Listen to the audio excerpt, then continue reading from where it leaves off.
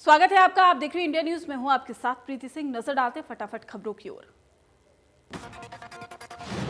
किसान आंदोलन और मजबूती देने के लिए जींद में किसानों और खापों की महापंचायत। भारतीय किसान यूनियन के नेता राकेश टिकैत भी महापंचायत में शामिल। राकेश टिकैत कंडेला खाप के ऐतिहासिक चबूतरे पर जनसभा को संबोधित करेंगे। इस दौरान हरियाणा के किसान और खाप मिलकर आगे आंदोलन की रूपरेखा तय करेंगे। 6 फरवरी को चौके जाम को लेकर राकेश टिकैत ने कहा कि दिल्ली एनसीआर के पास ऐसा कुछ नहीं होगा। किसान अपनी अपनी जगहों पर सड़क बंद करेंगे और प्रशासन को ज्ञापन सौंपेंगे। किसान नेता राकेश टिकैत ने कहा कि हमने सरकार को अक्टूबर तक का वक्त दिया है। अगर वो हमारी बात नहीं सुनते तो पूरे देश में 40 लाख ट्रैक्टर्स के जरिए ट्रैक्टर रैली निकाली जाएगी।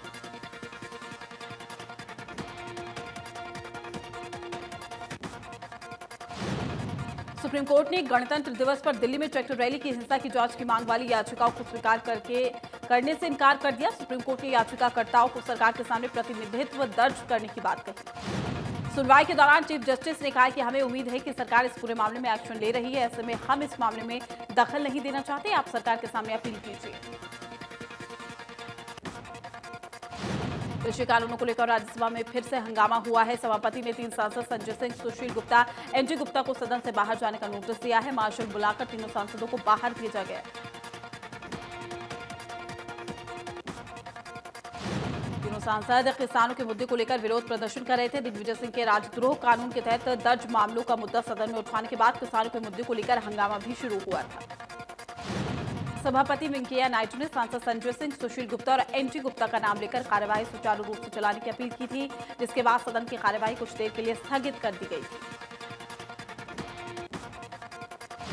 कांग्रेस सांसद गुलाम नबी आजाद और आनंद शर्मा ने किसान आंदोलन के मुद्दे को लेकर स्थगन की कार्यवाही स्थगित करने का नोटिस पेश किया था। BSP, CPI, TMC, DMK, CPIM ने भी स्थगन प्रस्ताव रखा। राज्यसभा सभापति वेंकैया नायडू ने सदन के भीतर मोबाइल फोन का इस्तेमाल करने वाले सांसदों को फटकार लगाई है। कहा कि ये संसद की कार्यवाही चलाने के नियमों का उल्लंघन है। गणतंत्र दिवस के दिन किसानों की निकाली गई ट्रैक्टर रैली में हुई हिंसा को लेकर दिल्ली पुलिस की जांच जारी है। दिल्ली पुलिस ने हिंसा को लेकर वांटेड आरोपियों के लिए अब इनाम की घोषणा कर दी। दिल्ली पुलिस ने पंजाबी एक्टर दीप सिद्धू पर 1 लाख रुपए का इनाम घोषित किया। दीप सिद्धू के अलावा गुरजंत सिंह पर भी 1 लाख रुपए का इनाम घोषित किया गया। दिल्ली पुलिस की ओर से जजबीर सिंह, बूटा सिंह, सुखदेव सिंह और इकबाल सिंह पर भी 50,000 रुपए का इनाम घोषित किया गया। दीप सिद्धू पर आरोप है कि उसने गणतंत्र दिवस के दिन प्रदर्शनकारियों को लाल किले पर धार्मिक झंडा फहराने के लिए उकसाया। इसी दौरान लाल किले में हिंसा और तोड़फोड़ भी देखने को मिली। 26 जनवरी के दिन हुई हिंसा के बाद से ही दीप सिद्धू फरार है और दिल्ली पुलिस को उसकी तलाश है। सबके बीच में दीप सिद्धू लगातार फेसबुक पर अपने वीडियो पोस्ट करता आया है, जिसमें उसने सफाई दी। दिल्ली में 26 जनवरी को ट्रैक्टर परेड के दौरान लापता किसानों को लेकर तमाम संगठन ने चिंता जाहिर की है। इसे लेकर किसान एकता मोर्चा ने लीगल कमेटी का गठन भी किया। किसान मोर्चा ने लापता किसानों के लिए दिल्ली पुलिस को जिम्मेदार बताया है। समिति ने कहा है कि पड़ोसी देश की सीमा पार कर जाने वाले सैनिकों को लौटा देता है, लेकिन दिल्ली पुलिस लापता किसानों के बारे में छिपा रही। दिल्ली के मुख्यमंत्री अरविंद केजरीवाल ने कहा कि प्रदर्शन स्थल से लापता किसानों की तलाश में मदद दिल्ली सरकार करेगी। जरूरत हुई तो उपराज्यपाल से भी बात करेगी। चरखी दादरी में फोगाट खाप की सर्वजातीय पंचायत में खाप प्रधान बलवंत सिंह फोगाट के ऐलान पर गांव समसपुर ने बीजेपी और जेजेपी नेताओं का बहिष्कार किया। गांव समसपुर के किसानों ने गांव में रोड पर फ्लैक्स बोर्ड भी लगाए हैं, जिस पर लिखा हुआ है कि बीजेपी और जेजेपी के सत्ताधारी नेताओं का गांव में आना निषेध है। नेताओं को गांव में एंट्री नहीं दी जाएगी। कांग्रेस नेता राहुल गांधी ने एक बार फिर से केंद्र सरकार पर इशारों में निशाना साधा है। राहुल गांधी ने अपने ट्विटर अकाउंट पर एक लिस्ट जारी किया और लिखा है कि इतने सारे तानाशाहों का नाम एम से ही क्यों शुरू होता है। विदेश मंत्रालय ने किसानों के प्रदर्शन पर कुछ विदेशियों की टिप्पणी पर प्रतिक्रिया देते हुए कहा है कि भारतीय संसद ने पूर्व चर्चा और बहस के बाद सुधारवादी कृषि कानून पारित किया। पॉप स्टार बिहार के बाद अमेरिकी उपराष्ट्रपति कमला हैरिस की भतीजी ने भी कृषि कानूनों के खिलाफ आंदोलन कर रहे किसानों को अपना समर्थन दिया। ट्वीट करके लिखा कि दुनिया का सबसे बड़ी आबादी वाला लोकतंत्र खतरे में। कमला हैरिस की भतीजी ने कैपिटल हिल में हुई हिंसा और भारत में हो रहे किसान आंदोलन को जोड़ते हुए कई ट्वीट किए हैं। लिखा है कि हमें भारत में आंदोलनरत किसानों के खिलाफ सुरक्षा बलों की हिंसा और इंटरनेट बंद किए जाने को लेकर आक्रोशित होना चाहिए। अमेरिकी पॉप स्टार रिहाना ने किसानों के आंदोलन को लेकर अपना समर्थन जाहिर किया। रिहाना ने ट्विटर पर एक न्यूज शेयर भी की है जिसमें किसान आंदोलन की वजह से प्रभावित इंटरनेट सेवा का जिक्र है। जब रिहाना को भारत में चल रहे किसान आंदोलन के बारे में पता चला तो वो भी चुप नहीं रह सकी। रिहाना ने खबर को शेयर करते हुए कैप्शन में लिखा, हम इस बारे में बात क्यों नहीं कर रहे। रिहाना के ट्वीट करने के बाद ग्रेटा ने भी किसानों के आंदोलन को लेकर ट्वीट किया है। ग्रेटा ने अपने ट्वीट में लिखा है कि हम भारत में जारी किसानों के आंदोलन के साथ एकजुटता के साथ खड़े हैं। रिहाना का ट्वीट देखकर कंगना भड़क गई और उन्होंने ट्वीट को रिट्वीट किया और कहा कि इसके बारे में कोई भी बात इसलिए नहीं करा चूंकि ये किसान नहीं है बल्कि आतंकवादी है जो भारत को बांटना चाहते हैं। सिरसा में बिजली बोर्ड कर्मचारियों ने एक दिन की सांकेतिक हड़ताल की है। बिजली बोर्ड के बाहर धरना देकर रोष जाहिर किया गया। कर्मचारियों ने सरकार के खिलाफ जमकर नारेबाजी की। कर्मचारियों ने सरकार को चेतावनी देते हुए कहा कि अगर सरकार ने उनकी मांगे नहीं मानी तो आने वाले दिनों में आंदोलन को और भी ज्यादा तेज किया जाएगा। रादौर के हैफेड परिसर में लाखों रुपए की लागत से लगाए गए हल्दी प्रोसेसिंग प्लांट में एक बार फिर से रौनक लौटने वाली है। जल्द ही प्लांट में नई आधुनिक मशीनरी लगाई जाएगी और प्लांट की इमारत को भी ठीक किया जाएगा। हैफेड परिसर में लगा ये प्लांट पिछले करीब 5 सालों से बंद पड़ा हुआ था जिसमें प्लांट की मशीनरी भी धूल भाग रही थी, लेकिन पूर्व मंत्री कर्णदेव कंबोज के प्रयासों से प्लांट को आधुनिक रूप देकर शुरू करने की कवायद भी तेज हो गई। पूर्व मंत्री कर्णदेव कंबोज ने बताया कि लाखों रुपए की लागत से तैयार हुए हल्दी प्लांट से किसानों को पूरा फायदा मिलेगा। प्लांट के शुरू होने से किसान भी अपने फसल चक्र को मेंटेन रख पाएंगे और फसल लगाकर अपनी कमाई को भी बढ़ाने का काम किसान करेंगे। सोनीपत जीआरपी पुलिस ने रोहतक रोड फ्लाईओवर के नीचे से भारी मात्रा में हथियारों का जखीरा बरामद करने में सफलता हासिल की है। जीआरपी पुलिस ने फ्लाईओवर के नीचे से 7 राइफल और 264 जिंदा कारतूस बरामद किए। जीआरपी पुलिस को गुप्त सूचना मिली थी कि रोहतक फ्लाईओवर के नीचे अवैध हथियारों का जखीरा संदिग्ध हालत में पड़ा है, जिसके बाद पुलिस मौके पर पहुंची और वहां पर जांच की। कुरुक्षेत्र के सलारपुर रोड पर ताबड़तोड़ फायरिंग हुई है। फायरिंग में एक युवक की मौत हो गई। वारदात के बाद भारी पुलिस बल मौके पर पहुंचा। पुलिस मौके पर सीसीटीवी खंगाल रही है। गोली चलाने वाले सभी युवक मौके से फरार हो गए। जानकारी के मुताबिक आरोपी ने 7 राउंड फायरिंग की। बल्लभगढ़ गांव रोड पर जला हुआ शव मिलने से सनसनी फैल गई है। मृतक की पहचान शिव कॉलोनी निवासी सागर के रूप में हुई। पुलिस ने शव को कब्जे में लेकर पोस्टमार्टम के लिए बादशाह खान अस्पताल भिजवाया। पुलिस जांच कर रही है कि आखिर मृतक की मौत कैसे हुई, शव को किसने जलाया। एशिया का सबसे बड़ा एयर शो एरो इंडिया 2021 का बेंगलुरु में आगाज हुआ। इस एयर शो में लोग घर बैठे शामिल हुए। कोरोना की वजह से पहली बार वर्चुअल एंट्री की व्यवस्था की गई। रक्षा मंत्री राजनाथ सिंह ने एरो इंडिया का उद्घाटन किया है। इसके बाद फ्लाइंग पास्ट भी हुआ जिसमें देश के स्वदेशी एयरक्राफ्ट और हेलीकॉप्टर्स ने भी हिस्सा लिया। हरियाणा में कोरोना वैक्सीनेशन के दूसरे चरण की शुरुआत आज से है। दूसरे चरण में अलग अलग विभागों के फ्रंटलाइन वर्कर्स को भी टीका लगाया जाएगा। ऐसे सभी वर्कर्स 7 फरवरी को कोविन पोर्टल पर पंजीकरण करवा सकेंगे। मुख्य सचिव विजय वर्धन की अध्यक्षता में वीडियो कॉन्फ्रेंसिंग के जरिए स्टेट स्टीयरिंग कमेटी और साथ ही स्टेट टास्क फोर्स कमेटी की बैठक में ये फैसला लिया गया है। फ्रंटलाइन वर्कर्स की श्रेणी में राजस्व, पंचायती राज संस्थाओं, जेल, राज्य पुलिस, होमगार्ड और शहरी स्थानीय निकाय विभाग के कर्मचारी को शामिल किया गया। अभी तक पोर्टल पर दूसरे चरण के लिए लगभग 1,10,000 फ्रंटलाइन वर्कर्स का पंजीकरण हो चुका है। प्रदेश को कोविड वैक्सीन की 7,23,000 डोज केंद्र सरकार से मिली। कुरुक्षेत्र में ट्रैफिक एसएचओ ने चेकिंग अभियान चलाया और कहा कि पुलिस अधीक्षक के निर्देश पर शहर में चेकिंग अभियान चलाया जा रहा है। जिन लोगों ने सड़कों पर अतिक्रमण किया हुआ है उसे हटाया जा रहा है। ट्रैफिक एसएचओ ने बताया है कि जो लोग कोविड-19 के नियमों की पालना नहीं कर रहे या मास्क नहीं लगा रहे उनका चालान भी किया जा रहा है। पानीपत में शोरूम में आग लग गई है जिसमें 15 करोड़ का सामान जलकर राख हो गया। 50 से ज्यादा दमकल की गाड़ियों ने मौके पर पहुंचकर आग को बुझाया। आग लगने के चलते कारणों का अभी तक पता नहीं चल पाया है। रात 2 बजे अचानक से शोरूम में आग लग गई थी। देखते ही देखते आग ने भयानक रूप ही ले लिया था। टोहाना में ट्रैक्टर को डोली बनाकर गांव दीवाना का युवक अपनी दुल्हन को घर लाया जिसका वीडियो सोशल मीडिया पर जमकर वायरल हो रहा है। दूल्हा शादी से कुछ दिन पहले दिल्ली में किसान आंदोलन में भाग लेकर घर आया था, जिसके बाद उसने इच्छा भी जाहिर की वो शादी समारोह की रस्में निभाकर दुल्हन को किसानी झंडे लगे अपने ट्रैक्टर पर लेकर जाएगा।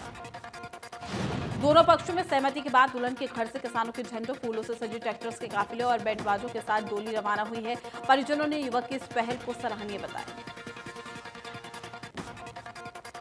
सीबीएसई ने 10वीं और 12वीं की परीक्षा की डेटशीट भी जारी की है। 4 मई से शुरू होगी सीबीएसई की परीक्षा, केंद्रीय शिक्षा मंत्री ने किया है ऐलान।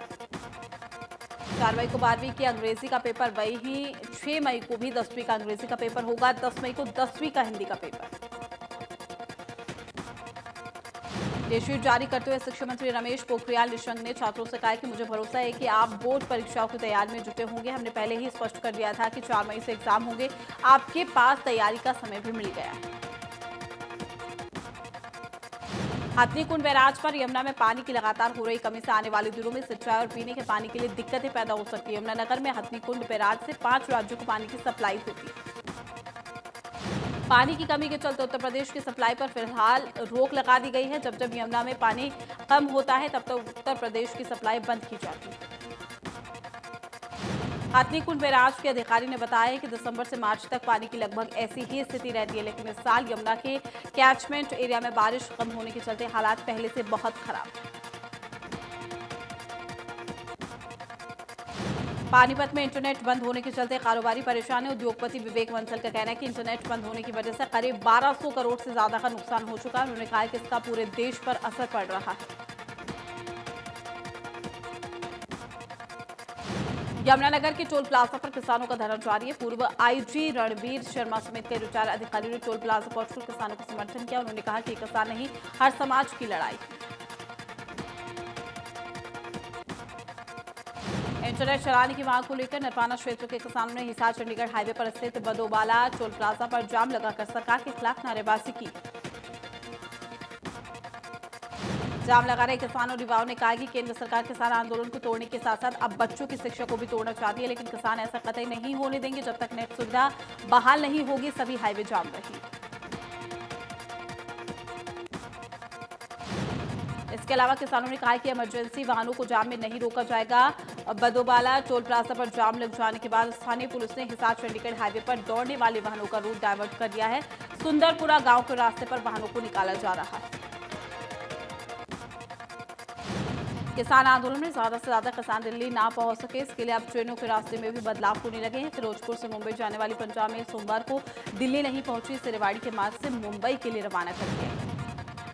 श्रीनगर से पुरानी दिल्ली आने वाली ट्रेन को बहादुरगढ़ में ही रोक दिया गया है, जिसे लेकर योगेंद्र यादव ने भी ट्वीट करके आरोप लगाया कि 1000 से ज्यादा किसानों को दिल्ली जाने से रोकने के लिए पंजाब मेल के रूट को बदला गया है। अंबाला में शंभू बॉर्डर किसानों ने ट्रेनों के रूट डायवर्ट किए जाने को लेकर सरकार पर जमकर भड़ास निकाली, लेकिन वहीं रेलवे अधिकारियों ने इस पूरे मसले पर कुछ भी कहने से इनकार कर दिया। जगाधरी के रहने वाले शेखी सिंह ने अमेरिका में हुए अंतर्राष्ट्रीय वर्ल्ड चैंपियनशिप जीत ली है। अपनी जीत के बाद यमुनानगर पहुंचे शेखी सिंह का कई संस्थानों द्वारा जोरदार स्वागत किया। पलवल पुलिस की तरफ से पूरे क्षेत्र को छावनी में तब्दील कर दिया गया है। हालांकि बावजूद इसके किसान नेताओं का भी आवागमन जारी है। सोनीपत में जिला कष्ट निवारण समिति की बैठक में हिस्सा लेने पहुंचे कैबिनेट मंत्री मूलचंद शर्मा ने किसान आंदोलन को साजिश करार दिया। उन्होंने कहा कि मोदी की लोकप्रियता कम की जा रही है। अवैध रूप से गांजा तस्करी करने के मामले में पुलिस ने एक आरोपी को गिरफ्तार किया। आरोपी से पूछताछ कर रही है पुलिस। शहीद भगत सिंह स्टेडियम में पक्का मोर्चा का धरना लगातार जारी है। संयुक्त किसान मोर्चा की बैठक के बाद मिले निर्देशों के तहत आगामी आंदोलन की रणनीति बनाई गई है। 6 तारीख को सिरसा से राजस्थान पंजाब जाने वाले रास्तों पर सभी मुख्य मार्गों को जाम करने का फैसला लिया गया। किसानों का कहना है कि सरकार कृषि कानून के विरोध में चल रहे आंदोलन को कुचलने के लिए दमनकारी नीति अपना रही है। धरना स्थल की लाइट काटना, पानी की आपूर्ति रोकना, दिल्ली जाने वाली ट्रेनों के रूट बदलना, इंटरनेट बंद करना, इन सब नीतियों के विरोध में आगामी रोड जाम किए जाएंगे। कैथल में मोबाइल इंटरनेट बंद होने से ऑनलाइन कारोबार को झटका लगा है। मोबाइल इंटरनेट बंद होने का जिले में और भी कई तरह की सेवाओं पर बड़ा असर दिखाई दिया। पेट्रोल पंप, शॉपिंग कॉम्प्लेक्स सहित बड़े प्रतिष्ठानों पर पेमेंट ऐप के इस्तेमाल से भुगतान होता है, जिसके चलते लेन देन पर बड़ा असर दिखाई दिया। लोगों को कैश ट्रांजैक्शन करना पड़ा और वहीं करीब 20 से 25 लाख रुपए की मोबाइल बैंकिंग भी प्रभावित रही। कोरोना के चलते बच्चों की ऑनलाइन पढ़ाई भी इंटरनेट सेवा बंद होने के चलते प्रभावित हुई। करनाल के बलेहड़ा गांव में आरोपियों की गिरफ्तारी की मांग को लेकर हजारों की संख्या में ग्रामीणों ने परिजनों के साथ मिलकर करनाल के जिला सचिवालय के सामने धरना प्रदर्शन किया। बड़ी संख्या में महिलाएं भी धरने पर मौजूद रही। बीती 27 नवंबर को शादी समारोह से लौट रहे एक व्यक्ति की दिन दहाड़े बदमाशों ने गोली मारकर हत्या कर दी, जिसको लेकर गांव वालों ने आरोपियों की गिरफ्तारी को लेकर हंगामा किया। परिजनों ने कहा कि अगर जल्दी आरोपियों की गिरफ्तारी नहीं हुई तो बड़े स्तर पर प्रदर्शन करेंगे। फिलहाल एसपी ने ग्रामीणों और परिजनों को आरोपियों को जल्द ही गिरफ्तार करने का आश्वासन दिया। गोहाना में श्री राम जन्मभूमि तीर्थ क्षेत्र न्यास निधि समर्पण अभियान का शुभारंभ त्रिकालदर्शी वाल्मीकि आश्रम में हुआ। समारोह में महामंडलेश्वर स्वामी ज्ञानानंद महाराज ने कहा कि समरसता के भाव को संजोए ये निधि समर्पण अभियान। कोसली के सरकारी स्कूल में बच्चों को दी जाने वाली साइकिलें धूल भाग रही है। नौनिहालों को दी जाने वाली 101 साइकिलों को लेकर अधिकारियों के साथ कोई जवाब नहीं है। अधिकारियों की लापरवाही की वजह से बच्चों को पैदल स्कूल पहुंचना पड़ रहा है। इससे पहले भी कोसली के गांव नाहड़ और जाटूसारा में बने राष्ट्रीय सीनियर सेकेंडरी स्कूल में गरीब बच्चों को दी जाने वाली 511 साइकिलें कबाड़ की हालत में मिली थी। प्रशासन ने कमेटी बनाकर इन्हें बच्चों में बांट देने की बात भी कही थी। कमेटी की ओर से इन कबाड़ साइकिलों को रिपेयर करने के लिए 2,27,000 का खर्च भी बताया गया था, लेकिन आज तक इन साइकिलों को जरूरतमंद छात्रों को नहीं दिया गया। सिरसा के डब्बाली के गांव गंगा में राजकीय प्राथमिक पाठशाला के मुख्य शिक्षक को गणतंत्र दिवस पर शराब पीकर स्कूल में आना महंगा पड़ गया। शिक्षा विभाग ने शिकायत मिलने पर मुख्य शिक्षक को ही सस्पेंड कर दिया। आरोपी टीचर के खिलाफ विभागीय जांच के आदेश भी जारी कर दिए गए हैं। जिला मौलिक शिक्षा अधिकारी ने बताया कि टीचर के खिलाफ विभागीय जांच के आदेश भी जारी किए गए हैं। जांच में अगर वो दोषी पाया गया तो आगे की कार्रवाई की जाएगी। हरियाणा का चरखी दादरी जिला कोरोना मुक्त हो गया है। सीएमओ सुदर्शन कुमार ने जानकारी देते हुए बताया कि उपलब्धि पाने वाला दूसरा जिला बना है। उन्होंने स्वास्थ्य विभाग की टीम की तारीफ की। स्कूल में बच्चों के मेडिकल सर्टिफिकेट को लेकर भिवानी के चौधरी बंसीलाल सामान्य अस्पताल में 4 टीमों को गठन किया है, जो कोरोना वॉर रूम में बच्चों की फिटनेस सर्टिफिकेट बनाएंगे। सिरसा के गांव खाजा खेड़ा के व्यक्ति ने अश्लील वीडियो बनाकर ब्लैकमेल करने वाली महिलाओं से 5 लोगों के खिलाफ पुलिस को शिकायत दी है। पुलिस ने पीड़ित व्यक्ति की शिकायत के आधार पर सभी आरोपियों के खिलाफ मामला दर्ज कर जांच भी शुरू की। पीड़ित ने बताया कि पंचर लगवाने वाले व्यक्ति ने उसे बहाने से घर बुलाकर एक महिला के साथ उसकी अश्लील वीडियो बनाई और फिर उसे ब्लैकमेल किया। आरोपियों को उसने 70,000 रुपए भी दिए।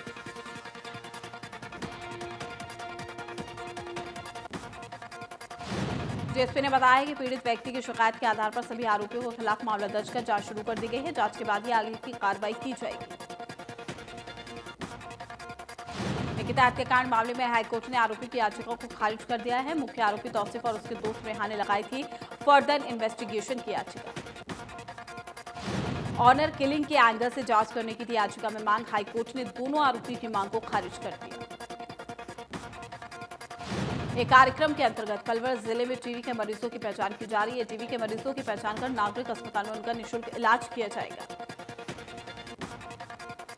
महाराष्ट्र के यवतमाल में अफसरों की लापरवाही का बड़ा मामला सामने आया है। यहाँ एक गांव में 12 बच्चों को पोलियो वैक्सीन की बूंदों की जगह 2-2 बूंदे सैनिटाइजर की ड्रॉप पिला दी गई। ड्रॉप पीने के बाद सभी 12 छोटे बच्चों की तबीयत बिगड़ने लगी है। बच्चों को उल्टियां होने लगी, जिसके बाद उन्हें सरकारी अस्पताल में भर्ती भी कराया गया। मामला सामने आने के बाद जिलाधिकारी ने पूरे मामले की जांच के आदेश दिए हैं। राष्ट्रीय पल्स पोलियो टीकाकरण कार्यक्रम के दौरान ये चूक हुई।